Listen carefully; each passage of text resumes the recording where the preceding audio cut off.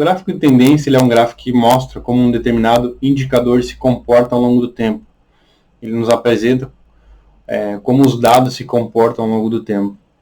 Com ele é possível, então, identificar padrões no comportamento do processo, no comportamento dos dados, como sazonalidade, tendência de aumento, tendência de queda, ciclos e mudança de desempenho.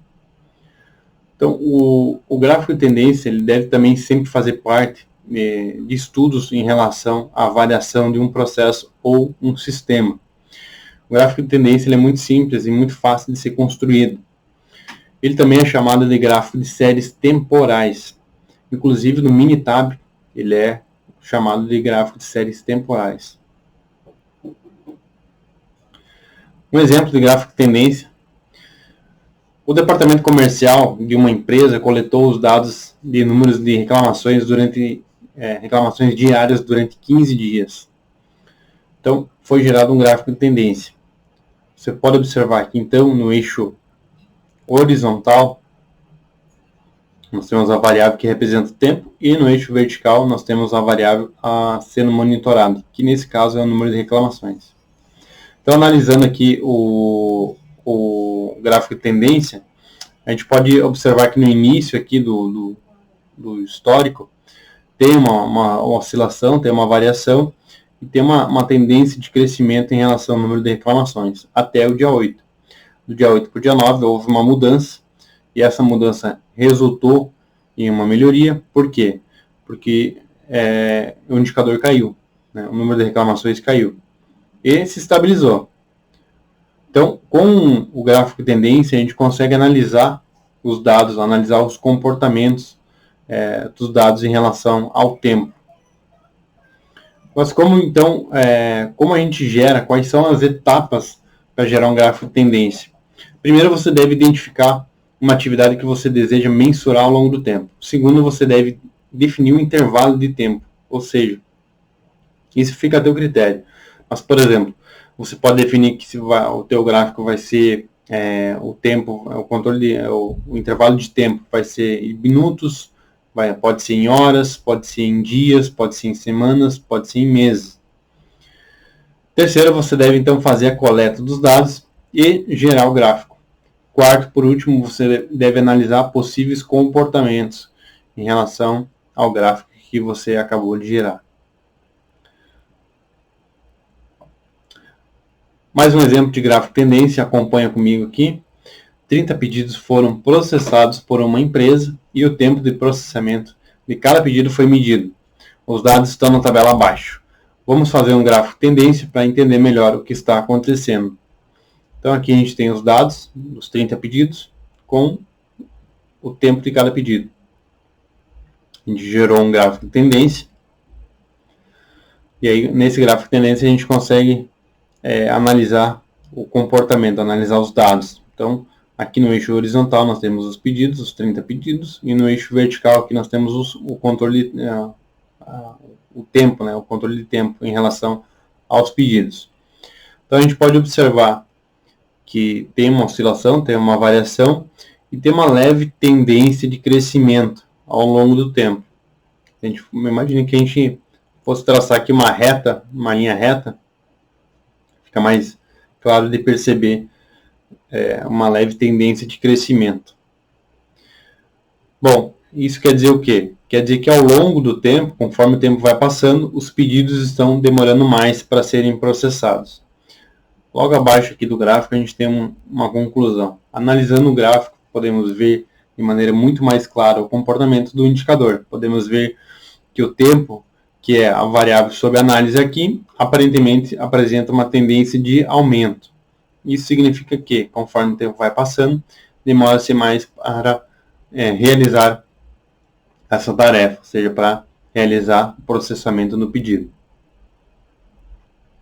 Eu queria chamar a tua atenção e frisar aqui que todo gráfico, todo indicador que você for divulgar, independente se ele seja um gráfico de tendência, um gráfico de controle, ou um gráfico tipo barras, ou até um gráfico de Pareto, independente de qual tipo de gráfico, de indicador que você for divulgar, sempre coloque uma conclusão embaixo do indicador ou embaixo do gráfico, uma conclusão, pode ser uma conclusão bem sucinta, né, em relação à análise que foi feita, que foi realizada no indicador, nos dados. Então sempre coloca embaixo do indicador, embaixo do gráfico, sempre coloca uma conclusão em relação ao que foi analisado. Por quê? Porque nem todo mundo tem o mesmo conhecimento e a mesma expertise de você. Então, é fundamental, é extremamente importante quando você for divulgar um indicador, ou quando você for divulgar gráficos, coloque uma breve conclusão embaixo de cada gráfico ou de cada indicador. Bom, vamos estudar então agora sobre as causas de variação. Um conceito fundamental para o estudo e melhoria dos processos, de acordo com Walter Shewhart, é o de que a variação em uma medida de qualidade é provocada por um desses dois tipos de causas. Nós temos então as causas comuns e as causas especiais, que a gente falou na última aula.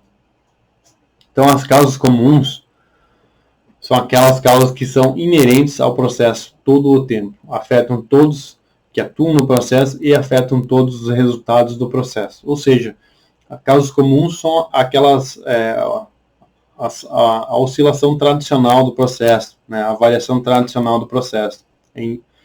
Isso a gente chama de causa comum, né, a oscilação, a variação natural do processo. Já as causas especiais são aquelas causas em que não atuam, aquelas causas que não atuam no processo todo o tempo ou não afetam todo mundo, mas que surgem devido a circunstâncias especiais. Ou seja, as causas especiais elas são pontuais. Ela pode ter um ou mais pontos, mas elas são pontuais. É algo que a gente não espera que aconteça no processo. A gente vai estudar um pouco mais sobre isso agora. Bom, falando um pouco de estabilidade de processo, a estabilidade de um processo, quando só causas comuns atuam, o processo é dito como estável, ou seja, sob controle estatístico. E a quantidade de variação inerente ao processo pode ser quantificada, e o processo é previsível, ou seja, você tem previsibilidade com um processo estável, onde só atuam causas comuns. Diferente do processo com causas especiais. Um processo é instável e fora de controle estatístico, ou seja, você não tem previsibilidade.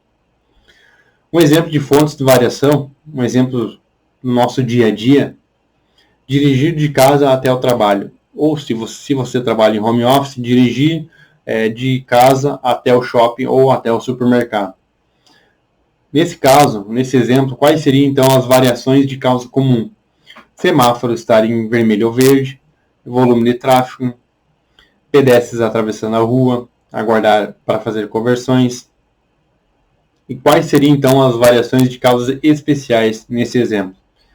Um acidente, um desvio, só um dia que você vai fazer um desvio de rota, um pneu furado, tráfego tranquilo por muitos não trabalhar naquele dia, ainda mais tratando de cidade grande, né? Nesse exemplo.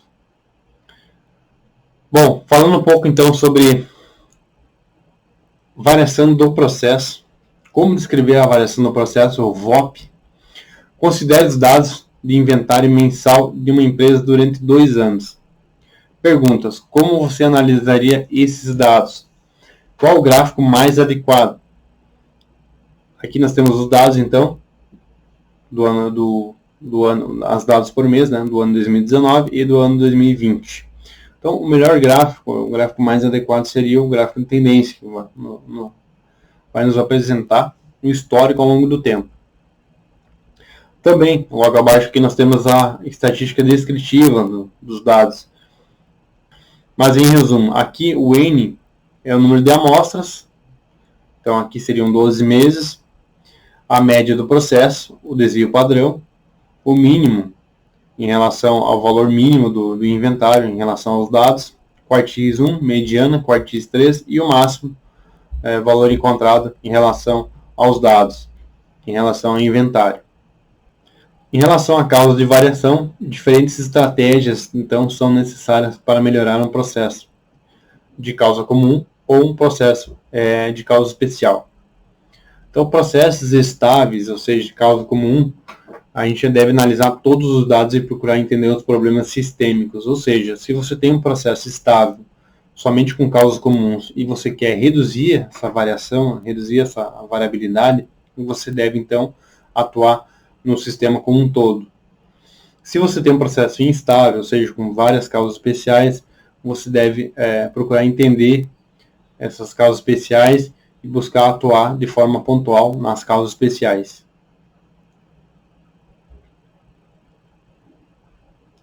Bom, vamos falar agora um pouco, vamos estudar um pouquinho agora sobre as regras para as causas de variação, as causas especiais. Eu vou apresentar para você aqui 3 regras de causas de variação. Existem mais regras, mas essas 3 aqui são as mais utilizadas no dia a dia. Então, a primeira regra é um ponto muito afastado dos demais.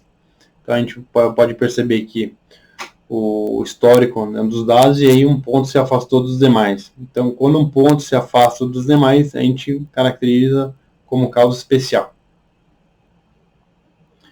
Outra regra, sequência de 8 ou mais pontos abaixo ou acima da média. Então, nós temos os dados aqui, nós temos a média, e nós temos 8 pontos abaixo da média. Pode ser tanto abaixo quanto acima da média.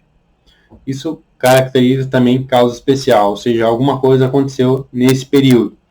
Então, por exemplo, imagine um processo produtivo, pode ser que nesse período aqui a máquina oscilou, pode ser também que um novo operador foi trabalhar no processo, um novo funcionário foi trabalhar no processo. Então, precisa ser investigado esse período aqui, o que aconteceu nesse período aqui. É caracterizado como uma causa especial também. Outra regra para causa especial é a sequência de 6 ou mais pontos crescentes ou decrescentes. Então, toda vez que você tiver um histórico de dados, um gráfico de tendência, e aí você tem uma sequência de 6 ou mais pontos de forma crescente ou decrescente, também é caracterizado como causa especial. Ou seja, algo está acontecendo, né, no processo para ter esse comportamento. Então, essas regras que a gente acabou de ver, essas 3 regrinhas, são consistentes no sentido de que a chance de ocorrência das mesmas é muito baixa, se o processo estiver estável. Um detalhe importante é que nem toda causa especial ela é ruim. Isso vai depender do indicador que você está medindo, que você está analisando. Então, por exemplo, se você tiver um indicador de produtividade, ou, por exemplo, de performance, então, quanto maior, melhor. Um indicador de produção, quanto mais produção, melhor. Então, quanto maior, melhor. Nesses casos, se ocorrer causa especial, você deve analisar o comportamento, entender o porquê que aconteceu e deve tentar inserir, incorporar no processo. Então, o gráfico de tendência é uma ferramenta adequada para avaliar se a mudança do processo resulta em melhoria. Isso fica claro quando a gente quando a gente constrói o gráfico de tendência. Então, se houve alguma mudança, o gráfico de tendência vai nos apresentar, vai nos mostrar essa mudança. E aí você precisa analisar se essa mudança gerou ou não melhoria. Bom, o gráfico de tendência, então, ele é tipicamente utilizado para identificar problemas e oportunidades, determinar potenciais causas de problemas, acompanhar resultados, identificar ciclos e efeitos sazonais e verificar o impacto de mudanças no processo. Lembrando que mudanças nem sempre resultam em melhoria. Bom, então quais são as vantagens do gráfico de tendência? Primeiro, a simplicidade e facilidade na construção e a utilização e entendimento. Então, quando a gente gera um gráfico de tendência, a gente já consegue identificar alguns comportamentos, né? É fácil de entender o gráfico. Apresenta valores dos pontos de dados ao longo do tempo, aponta momentos de problemas no processo e mostra quão longe se está em relação a metas ou a objetivos.